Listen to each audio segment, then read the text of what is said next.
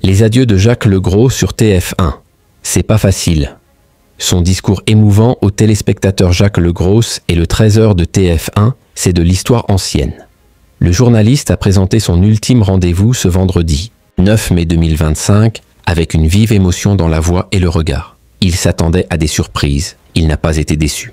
Jacques Legros a refermé une histoire longue de 26 années aux commandes du 13h de TF1. Après une trentaine de minutes consacrées à l'actualité, le journaliste a été célébré par la chaîne. « C'est mon dernier journal, vous devez le savoir, vous l'avez appris », a-t-il rappelé en fin d'édition. Donc, avant de vous remercier, j'aimerais qu'on accueille quelqu'un qui va me succéder, que vous connaissez déjà car elle est à l'antenne de TF1. C'est Isabelle Iturburu, a intronisé Jacques Legros, qui saluait que le rendez-vous de la mi-journée soit dorénavant incarné par 2 femmes du Sud, remplaçant 2 hommes du Nord. Un hommage de 8 minutes à Jacques Legros, la future joker de Marie-Sophie Lacaro, a lancé 26 ans au 13h. Merci Jacques, qui durant 8 minutes a mis en lumière les meilleurs moments du journaliste à la tête du rendez-vous d'information.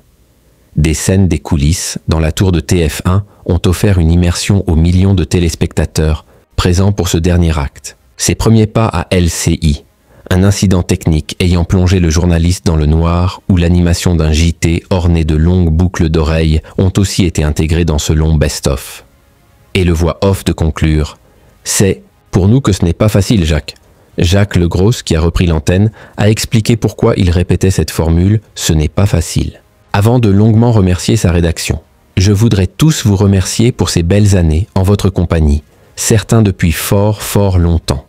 Remercier Thierry Tuillier et la direction de TF1 pour qui l'âge n'était pas un critère, ce qui explique que je suis là encore aujourd'hui. Merci à vous, chers téléspectateurs, pour votre fidélité, votre complicité. » La demande de Jacques Legros à Isabelle Iturburu, c'est alors que le journaliste a craqué en relatant une anecdote.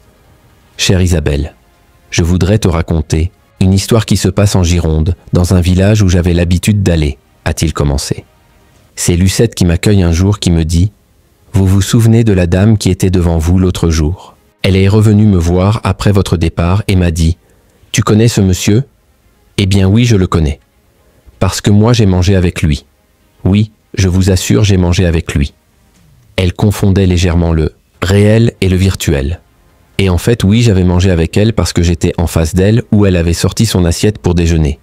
Et Jacques Legros de conclure, plongeant dans les yeux d'Isabelle, « Ça, Isabelle, c'est... Le 13h, préserve-le. » L'antenne a été rendue sous de chaleureux applaudissements pour celui qui a longtemps suppléé Jean-Jacques Pernaut.